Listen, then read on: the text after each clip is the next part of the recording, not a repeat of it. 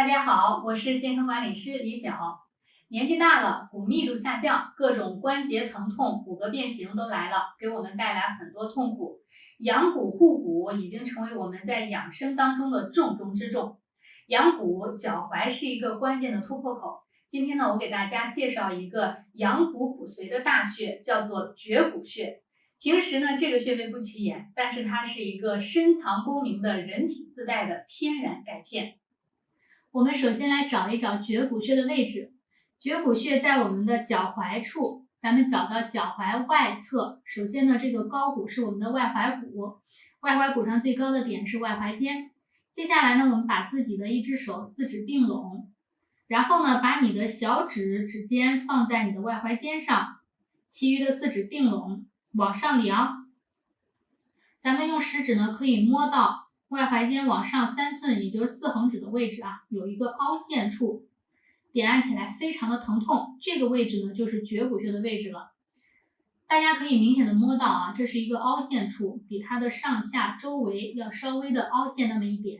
大家摸到这里呢，才是找到了准确的位置。那可能有的人呢，因为身高有一些偏差，这个绝骨穴的位置呢会稍微有一些不同，所以呢，咱们就以食指摸到的凹陷处为准。那按揉起来呢，非常的疼痛，这就是绝骨穴了。左右两只脚位置是一样的，找法呢也是一样的。绝骨穴在足少阳胆经上，它还有一个名字啊，叫做悬中穴。这个名字可能大家就比较熟悉了。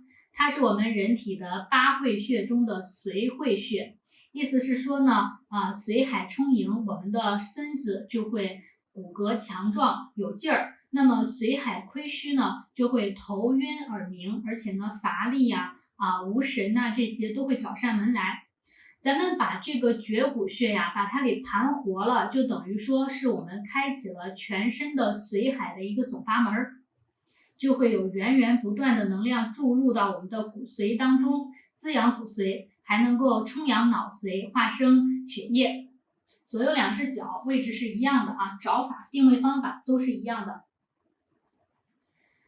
我们绝骨穴的用法呢，就是可以像我现在这样，揉一揉，用你的拇指指尖按揉在穴位上，左右两只手同时进行，轻轻的边用力边按揉，力度由轻到重，边旋转边按揉。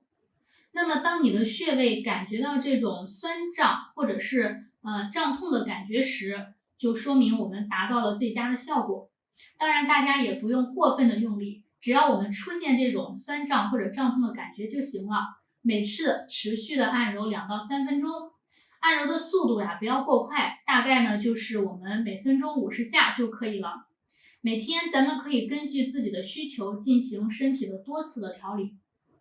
中年朋友有各种的骨关节问题，或者是老年朋友有一些关节炎骨质疏松以及腰椎间盘突出，我们都可以用这个绝骨穴来进行按揉和调理。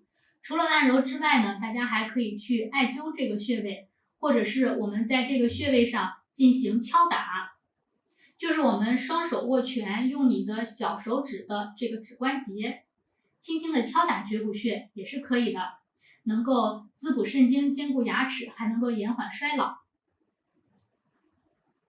好，敲打绝骨穴的时候呢，可能大家会感觉到非常明显的疼痛感，这就说明咱们敲对位置了。连续敲打大约也是3分钟左右，不需要很长的时间，每天2到3次就可以。好多朋友呢，记忆力随着年龄的增长越来越差。中医认为呢，脑为髓海，髓海之会为绝骨，所以呢，我们保护好绝骨穴，充盈髓海，不仅能够让我们的骨骼更加的强壮，还能够改善这种健忘、头晕，预防老年痴呆。好多朋友给我留言过，说自己的肩膀痛，或者是其他的骨骼酸痛、关节问题，到了冬天呢，这个觉得冰锥刺骨非常的难忍。那有这类困扰的朋友，绝骨穴呢千万不能放过，一定要好好的运用它。